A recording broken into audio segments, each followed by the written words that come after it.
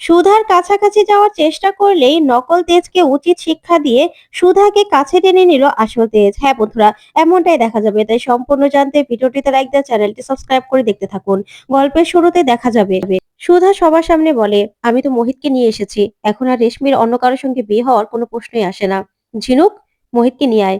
তখনই ঝিনুক আর সমুদ্র মোহিতকে ভিতরে নিয়ে আসে। তখন মোহিতকে দেখেই ভয় পেয়ে যায় কিংশুক লাহিড়ী। আর ওইদিকে রেশমি বিয়ের মণ্ডপ থেকে উঠে দাঁড়িয়ে মোহিতের দিকে তাকিয়ে থাকে। তখন কিংশুক মনে মনে ভাবে, ওর তো চলে যাওয়ার কথা ছিল, ও এখানে কি করছে, ও এখানে কেন আসলো? তখন নকল তেজ মনে মনে বলে, না না, তীরে এসে তোরই আমি ঢুকতে দেবো না, সুধাকে আমি কিছুতেই জিততে দেবো না। তখনই সুধা পুরোহিত মশাইকে বলে, পুরোহিত মশাই, আবার মন্ত্র পড়ুন, এই মোহিতের সঙ্গেই রেশমির বিয়ে হবে, আগের বিয়ে বাদ। তখনই সমুদ্র বলে, পুরোহিত মশাই শুনলেন না যে বৌদি কি বলল? তখন ঝিনুক বলে, হ্যাঁ পুরোহিত মশাই, আপনি আবার বিয়ে ঠিক করুন। তখনই পুরোহিত মশাই বলে, না সেটা তো সম্ভব নয়, কারণ মন্ত্র তো অর্ধেক পড়া হয়ে গেছে। তখন ঝিনুক বলে, তাহলে শুনলেন না দিদিভাই কি বলল, যে বিয়েটা আবার প্রথম থেকে শুরু হবে?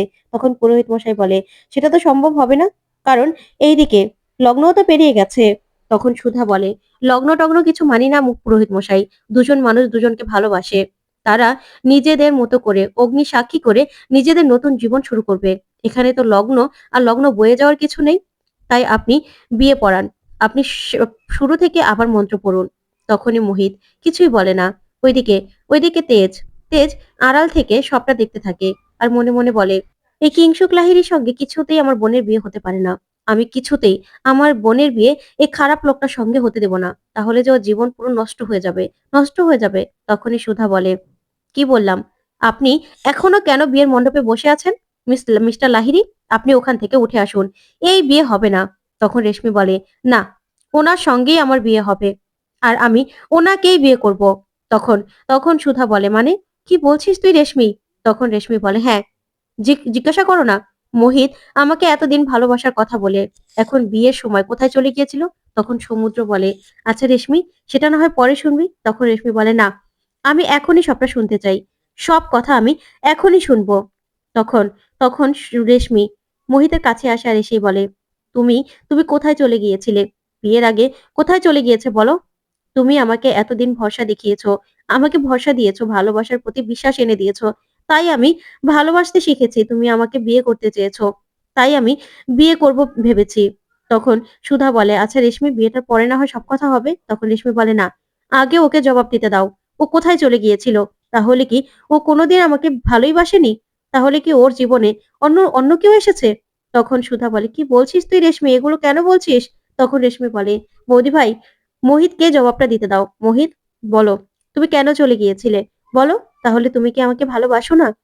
তখন মোহিত অবাক হয়ে রেশমির দিকে তাকিয়ে থাকে। তখন রেশমি বলে, কি হলো বলো, আমি তোমার মুখ থেকে সব কথা শুনতে চাই, তুমি জবাব দাও। তখন রেশমিকে সুধা বলে, রেশমি, আমি তোকে সবটা খুলে বলবো, তুই পরে শোন। তখন রেশমি বলে, কি বলবে বৌদি ভাই, কি বলবে? দেখো না, এই ছবিগুলো, এই ছবিগুলো কি মিথ্যে? এই ছবিগুলো তো মিথ্যে নয়, ওর অন্য একটা মেয়ের সঙ্গে আছে। তখনই মোহিতকে দেখায় আর বলে, বলো, এই ছবিগুলো কি মিথ্যে, নাকি নাকি সত্যি তুমি অন্য কাউকে ভালোবাসো? তখন সমুদ্র বলে, আচ্ছা রেশমি, এই কথাগুলো না হয় পরে হবে। তখন রেশমি বলে, না, ওর মুখ থেকে আমি শুনতে চাই যে এই ছবিগুলো মিথ্যে না সত্যি। ও কি সত্যি এই মেয়েটাকে ভালোবাসে, না ও আমাকে ভালোবাসে? সবটা আমি শুনতে চাই। মোহিত, বলো, বলো মোহিত। তখনই মোহিত প্রচন্ড ভয় পেয়ে যায়। তখন রেশমি বলে, কি হলো, তোমাকে বলতে বলেছি তো, সত্যিটা বলো মোহিত, আমাকে বলো। তখন মোহিত চোখ বেয়ে জল পড়তে থাকে। তখন সুধার দিকে তাকায়। তখন সুধা বলে, মোহিত, তুমি আমাদেরকে যা যা বলেছো তুমি বলো, রেশমিকে বলো। তখন মোহিত বলে, না, আমি তোমাকে ভালোবাসি না। তখন তো মোহিতের মুখে এই কথা শুনে চমকে যায় সুধা। ওইদিকে ওইদিকে কিংশুক লাহিড়ী খুশি হয়ে যায়। তখন মোহিত বলে, হ্যাঁ, এই মেয়েটাকেই আমি ভালোবাসি, ওর সঙ্গে আমার সম্পর্ক। তখন সমুদ্র সমুদ্র এই কথাগুলো শুনে চমকে যায়। তখন মোহিত বলে, হ্যাঁ, হ্যাঁ রেশমি, ওর সঙ্গে আমার কয়েক মাস আগে আলাপ হয়েছে, আর তখন থেকেই দুজন দুজনকে ভালোবাসি। ওর নাম রাধিকা। তাই আমি তোমাকে বিয়ে করতে পারবো না বলেই এখান থেকে চলে গিয়েছিলাম, অনেক দূরে চলে যেতে চেয়েছিলাম। তুমি অন্য কাউকে বিয়ে করে নাও। ওইদিকে তেজ মনে মনে বলে, কি ব্যাপার, মোহিত এদিকে মিথ্যে কথা বলছে, এগুলো শুনে ওই নকল তেজ আর কিংশুক লাহিড়ী কেন খুশি হচ্ছে? তখন সুধা বলে, মোহিত, তুমি কাকে ভয় পাচ্ছো?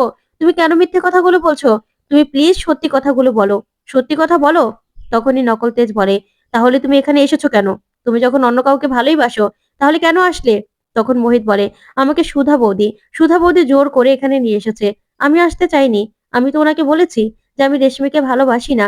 আমি রেশমিকে বিয়ে করতে পারবো না। আমি অন্য কাউকে ভালোবাসি। তারপরেও সুধা বৌদি জোর করে আমাকে এখানে নিয়ে এসেছে। তখন সুধা বলে, মিথ্যে কথা কেন বলছো? তখন ঝিনুক বলে, মোহিত, তুমি তো আমাদের কাছে এই কথাগুলো বলনি। তোমাকে তো ব্ল্যাকমেল করা হচ্ছে। তুমি কেন ভয় পেয়ে এখনো মিথ্যে কথা বলছো? তোমার কোনো ক্ষতি হতে দেব না আমরা। বললাম তো। তখন মোহিত বলে, না, আমি কোনো ভয় পাচ্ছি না। আমাকে আমাকে আপনারা প্লিজ ছেড়ে দিন। আমি রেশমিকে কিছুতেই বিয়ে করতে পারবো না। তখন তেজ বলে, ব্যাস, অনেক হয়েছে, অনেক হয়েছে। এবার নাটক শেষ। রেশমি চলে আয়। তখনই মোহিত বলে, তুমি অন্য কাউকে বিয়ে করে নাও রেশমি, সেটাই তোমার জন্য ভালো হবে। তখন রেশমি বলে, হ্যাঁ, আমি অন্য কাউকেই বিয়ে করে নেব। আজকে থেকেই তোমার সঙ্গে আমার সব সম্পর্ক শেষ। তোমাকে আমি আর ভালোবাসি না। চলে যাও এখান থেকে। তখনই মোহিত কাঁদতে কাঁদতে সেখান থেকে চলে যায়। তখন সুধা সুধা রেশমিকে বোঝাবে, তখনই নকল নকল তেজ সুধাকে ধরে আর বলে, তুমি কি চাও? কি চাও? আমার বোনের জীবনটা নষ্ট হয়ে যাক? না, আমার বোন কিংশুক লাহিড়ীকে বিয়ে করবে। তখন কিংশুক বলে, রেশমি, তুমি না চাইলে এই বিয়েটা হবে না। তখন রেশমি বলে, না, এই বিয়েটা হবে। আমি আপনাকে বিয়ে করব। আমি আপনাকে বিয়ে। তখন সুধা বলে, রেশমি, এত বড় ভুল করো না। কেন করছো? তখন রেশমি বলে, না, না বৌদি, আমি অনেক বড় ভুল করতে যাচ্ছিলাম। এখন না, আমি আর কোনো ভুল করব না। আমার দাদাভাই আমাকে যা বলবে আমি তাই করব। আমার দাদাভাইয়ের পছন্দের পাত্রকেই আমি বিয়ে করব। হ্যাঁ, কিংশুক লাহিড়ীকে আমি বিয়ে করব। তখন তেজ বলে, শুনে নিয়েছো সুধা? এবার এবার ওরা বিয়ের মণ্ডপে বসবে। তখনই রেশমি বলে, ঠাকুরমশাই বিয়ে পড়ান। এই বলে বিয়ের মণ্ডপে চলে যায়। তখন সুধা কাঁদতে থাকে আর মনে মনে বলে, এসব কি হচ্ছে? কেন হচ্ছে? ওইদিকে নকল তেজ মনে মনে হাসে। তারপরে দেখা যাবে মোহিত বাইরে এসে কাঁদতে থাকে আর রেশমির বলা কথাগুলোই ভাবতে থাকে। তখনই তেজ এসেই মোহিতকে ধরে আর বলে, তুমি ভিতরে মিথ্যে কথাগুলো কেন বললে? তখন মোহিত বলে, আপনি বিচ্ছু, আপনি আসলে আসল তেজ। তখন তেজ বলে, আমার কথা ছাড়ো। তুমি কেন ভিতরে মিথ্যে কথাগুলো বললে? তখন মোহিত বলে, আমি তো মিথ্যে কথা বলছি না। আমি সত্যি বলছি। আমি রাধিকাকে ভালোবাসি। তখন তেজ বলে, তাহলে কেন আমাদের তখন বলেছো যে তোমাকে ব্ল্যাকমেল করা হচ্ছে? তাহলে ব্ল্যাকমেলের কথাটা ভিতরে কেন বললে না? তুমি আমার বোনের জীবনটাকে নষ্ট করে দিলে। অন্য একটা খারাপ মানুষের হাতে আমার বোনকে তুলে দিলে। তখন মোহিত বলে, দেখুন, আমি আপনার বোনকে বিয়ে করতে পারবো না। আমি আমি আপনার বোনকে ভালোবাসি না, বললাম তো। তখন তেজ বলে, কেন কেন মিথ্যে কথা বলছো? এখনো ভয় পাচ্ছ তুমি? কিসের ভয় পাচ্ছ? তোমাকে তো বলেছি যে তোমার জীবন সিকিউর হয়ে যাবে। তোমাকে কেউ কিচ্ছু করতে পারবে না। তখন মোহিত বলে, আপনি বুঝতে পারছেন? আমার ফ্যামিলিকে শেষ করে দাও হুমকি দেওয়া হচ্ছে। আমার ফ্যামিলিকে শেষ করে দেবে। আমার অফিসে সব জায়গায় সে ছবিগুলো দিয়ে দেবে। তখন আমার জীবনটা পুরো শেষ হয়ে যাবে। আমার ভাতিজি স্কুলে পড়ে। এরকম একটা খারাপ খবর যদি ছড়িয়ে পড়ে, ওর জীবনটাও না শেষ হয়ে যাবে। আমি আমার জন্য আমি সবার জীবন শেষ করতে পারি না। কিছুতেই পারি না। আপনি আমাকে প্লিজ ছেড়ে দিন। আমাকে ছেড়ে দিন। আমি আপনার বোনকে বিয়ে করতে পারবো না। তখন তেজ বলে, তুমি নিজের কথা ভেবে তুমি আমার বোনকে একটা খারাপ মানুষের হাতে ছেড়ে দিলে? তুমি এতটা স্বার্থপর? তখনই মোহিত বলে, আমাকে ছেড়ে দিন। প্লিজ আমাকে ছেড়ে দিন। তখন তেজ বলে, ভয় পেও না মোহিত। পুলিশ আছে, সাইবার ক্রাইম আছে। পুলিশে কমপ্লেন করো, সব ঠিক হয়ে যাবে। তখন মোহিত বলে, ততদিনে আমার জীবনে যা ক্ষতি হওয়ার হয়ে যাবে। রেশমিও আমার সঙ্গে ভালো থাকতে পারবে না। রেশমিকেও আমি সুখী করতে পারবো না। তাই আমাকে আপনি ক্ষমা করে দিন। আমি রেশমিকে বিয়ে করতে পারবো না। এই কথা বলেই সেখান থেকে চলে যায় মোহিত। তখন তেজ বলে, না না, আমার বোনের সঙ্গে ওই শয়তানটার বিয়ে আমি কিছুতে হতে দিতে পারি না। তাহলে যে ওকে ওকে হাতে রেখে সুধার ক্ষতি করবে। ওইদিকে সুধা বারবার করে বারবার করে রেশমিকে আটকানোর চেষ্টা করে, কিন্তু রেশমি কোনোভাবে সুধার কথা শুনে না। ওইদিকে নকল তেজ বলে, তুমি চুপ করো। তখনই সুধা বলে, তুমি আমার তেজ কিছুতেই হতে পারো না। তেজ কখনো নিজের বোনের ক্ষতি করতে পারে না। তখনই নকল তেজ বলে, প্রমাণ করতে পারবে? কিচ্ছু প্রমাণ করতে পারবে না যে আমি তেজ নই। বুঝতে পেরেছো? এমন ভাবেই তোমার জীবনটা আমার সঙ্গে কাটাতে হবে, তেমন রেশমিরও কিংশুকের সঙ্গে। তখনই কিংশুক হাতে সিঁদুর তুলে নেয়। তখন বারবার করে সুধা না করে আর ঝিনুকও আটকানোর চেষ্টা করে রেশমিকে, কিন্তু রেশমি কিছুতেই কারো কথা শুনে না, চুপ করে বসে থাকে। তখন কিংশুক লাহিড়ী নিজের হাতে রেশমির সিঁথিতে সিঁদুর পরিয়ে দেয়। তখন সিঁদুর পরিয়ে দিলেই রেশমি কাঁদতে থাকে। কান্নায় ভেঙে পড়ে রেশমি। তখন রেশমির কান্না দেখে সুধাও কাঁদতে থাকে। ওইদিকে ওইদিকে কষ্ট পেতে থাকে রেশমি মোহিতের কথাগুলো ভেবে, যে মোহিত ওকে ঠকিয়েছে অন্য কাউকে ভালোবেসে। ওইদিকে কিংশুক লাহিড়ী মনে মনে বলে, এবার সুধা তুমি কি করবে? এবার লড়াইটা লড়বো আমি এই রেশমিকে সামনে রেখে। তখন সুধা বলে, কেন করলে রেশমি এটা? কেন করলে নিজের জীবনটা? কেন এইভাবে শেষ করে দিলে? তুমি আমার কথা একটুও শুনলে না? তখন রেশমি কাঁদতে থাকে। ওইদিকে তেজ, তেজ মনে মনে বলে, কি হলো, আমার বোনের জীবনটা পুরো শেষ হয়ে গেল। এবার তো রেশমিকে রেশমিকে হাতে রেখে সুধার সঙ্গে লড়াই করবে। কি করবে সুধা? সুধা তো ওদের আসল পরিচয়টাও আর বলতে পারবে না। ওইদিকে কিংসুক আর রেশমি সবাইকে প্রণাম করে। এদিকে সুধা সঙ্গে সঙ্গে জ্ঞান হারিয়ে ফেলে। তখন সুধাকে নকল তেজ ধরে ফেলে আর বলে, সুধা কি হলো? সবাই অস্থির হয়ে যায়। তখন তেজও অস্থির হয়ে যায় আর বলে, সুধা অসুস্থ হয়ে গেল। তারপরে দেখা যাবে রুমের মধ্যে সুধাকে শুইয়ে দিয়েছে। তখন ঝিনুক বলে, আসলে দিদির উপর দিয়ে অনেক ঝড়ঝাপটা গেছে তো, টানা একটানা ঘুমোলেই ঠিক হয়ে যাবে। তখন জ্যোৎস্না বলে, দেখ ভাই, তুই বরং সুধার পাশে থাক, সুধার খেয়াল রাখবি, ঠিক আছে? তখনই নকল তেজ বলে, হ্যাঁ হ্যাঁ, আমি ঘুমাবো না, সুধার খেয়াল রাখবো। তখনই ঝিনুক মনে মনে বলে, এটা তো কিছুতে জামাইবাবু হতে পারে না। তার মানে এখন তো দিদির কিচ্ছু করার শক্তিও নেই। দিদি তো ঘুমোচ্ছে, কি করব আমি? তখন ঝিনুক বলে, না, কারো থাকার দরকার নেই, আমি বরং দিদির কাছে থেকে যাচ্ছি। তখন নকল তেজ বলে, না, দরকার নেই, আমি বরং সুধার কাছে থাকবো। তুমিও তো কম দৌড়ঝাঁপ করনি, তার থেকে বরং তুমিও যাও, তুমি গিয়ে রেস্ট নাও, আর রেশমির কাছে গিয়ে বসো, সেটাই ভালো হবে। আমি সুধার খেয়াল রাখতে পারবো। তখন ঝিনুক কি বলবে কিছুই বুঝতে পারে না। বাধ্য হয়ে সেই ঘর থেকে বেরিয়ে যায়। তখনই নকল তেজ দরজাটা লাগিয়ে দিয়ে সুধার কাছে এসে বসে আর বলে, সুধা, শুনছো?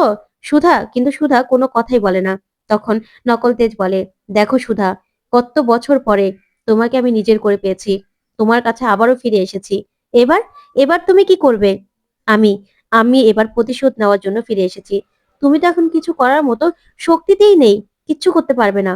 তুমি এখন বাধ্য হয়ে আমার সঙ্গে সংসার করবে, আমার সঙ্গে সংসার করতে বাধ্য তুমি। এই ব্যবসা, এই বাড়ি, সবকিছু এবার আমি কেড়ে নেব। এমনকি তেজের রূপটাও কেড়ে নিয়েছি, দেখো না, তেজের জন্য কিচ্ছু ছাড়িনি। তেজের চেহারাটা পর্যন্ত আমি কেড়ে নিয়েছি। এত বছর পরে প্রতিশোধ নেওয়ার জন্য আমি ফিরে এসেছি সুধা, প্রতিশোধ নেওয়ার জন্য। কিচ্ছু করতে পারবে না তুমি, কিচ্ছু না, কিচ্ছু প্রমাণ করতে পারবে না। এবার দেখো না কি করি। তোমাকে আমি কাছে পাইনি, সেই স্বাদটা আজকে আমি পূরণ করব।